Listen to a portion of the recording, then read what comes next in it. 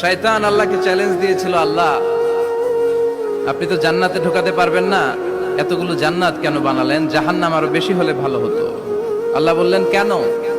শয়তান বলে, আল্লাহ এই সবগুলারে আমি ওয়াসওয়াসা দিয়ে মুনাফিক বানিয়ে নাস্তিক বানিয়ে জাহান্নামে ঢুকাবো।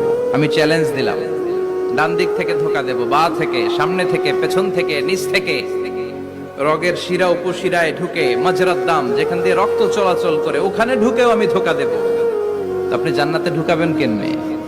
আল্লাহ বললেন, তুমি আমারও চ্যালেঞ্জ দাও, এত বড় সাহস? আমি তো সব রাজার বড় রাজা, মহারাজা। চিৎকার করে বলেন ঠিক কিনা? মহারাজার সাথে চ্যালেঞ্জ দেয়া যায় না। তুমি আমাকে চ্যালেঞ্জ দাও, ওকে ডান, আই টেক ইউর চ্যালেঞ্জ। আমিও তোমার চ্যালেঞ্জ নিলাম।